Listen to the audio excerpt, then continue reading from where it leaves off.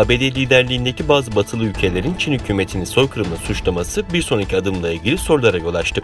Pek çok kişi ve kuruluşun şu anda bu soykırıma karşı mücadelelerden birinin Pekin'de düzenlenecek olan 2022 kış olimpiyatlarını boykot etmek olduğunu düşündüğü biliniyor.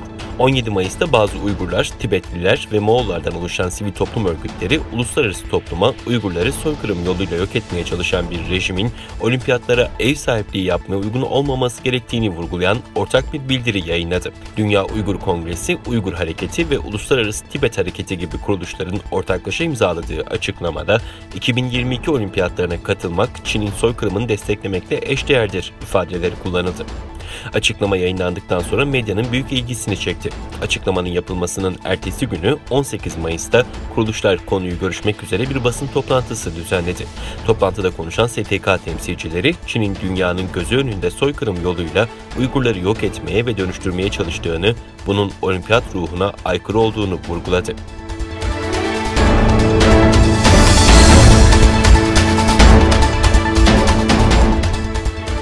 Alman parlamentosunun Çin'in Doğu Türkistan'daki Uygurlara yönelik baskı politikasını soykırım olarak tanıması için 17 Mayıs'ta Almanya'nın başkenti Berlin'de bir gösteri düzenlendi.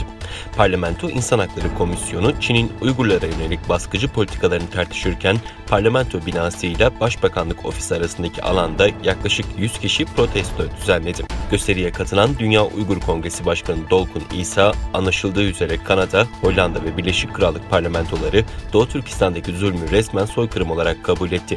Aylardır Alman milletvekilleri ve farklı siyasi grupların başkanlarıyla temas halindeyiz.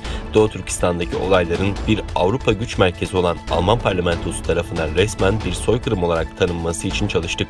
İnsan Hakları Komisyonu bunun bir soykırım olduğu sonucuna varırsa, bunun Alman parlamentosu tarafından bir soykırım olarak tanınmasını umuyoruz ifadelerini kullandı. Gösteriye bazı Türk STK'larından ve Hristiyan Demokratik Birlik Partisi'nden temsilciler de katıldı.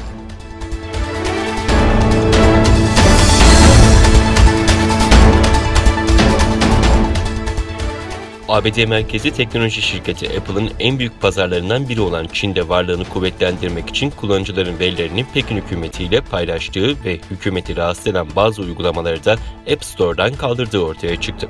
New York Times'ın özel haberinde Apple'ın bazı Çinli kullanıcıların verilerini Çin hükümetiyle paylaştığı ve Çin hükümetini rahatsız eden binlerce uygulamayı uygulama mağazasından kaldırdığı belirtildi. Sıkı dijital yasakların olduğu ülkede Apple'ın Çin devleti tarafından hazırlanan bir yazılım kullanan Çin vatandaşlarının kişisel verilerini saklamayı kabul ettiği açıklandı. New York Times'ın haberinde Apple'ın gizli iç yazışmaları ve geçmişte Apple'da çalışan ya da halen Apple bünyesinde çalışmalarını sürdüren kişilerle görüşüldüğü açıklandı. The Information tarafından yapılan bir araştırmaya göre Apple'ın 7 tedarikçisinin Uygur Müslümanlarını zorla çalıştırdığı şüphesi bulunuyor.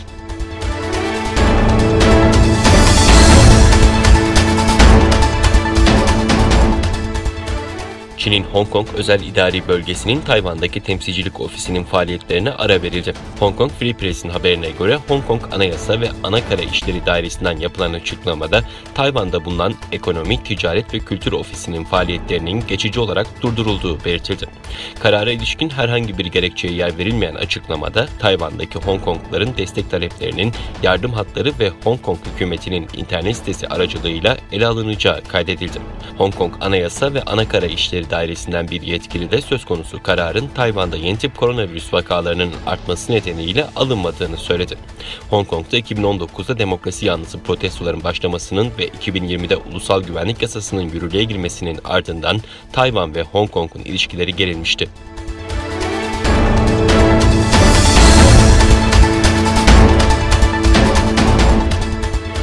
Çin'in Shenzhen kentinde 355 metre yüksekliğindeki gökdelenin sallandığı anlar paniğe yol açtı. Gökdelen aniden boşaltılarak kapatıldı. Çin'in Guangdong eyaletine bağlı Shenzhen kentinde bulunan 355 metre yüksekliğindeki Sek Plaza yerel saatte 13 sıralarında sallanmaya başladı.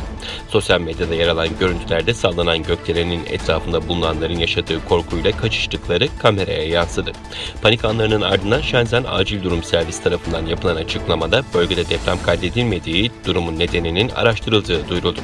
Plazanın boşaltıldığı ve kapatıldığı belirtilirken itfaiye ve polisin olayı incelediği açıklandı.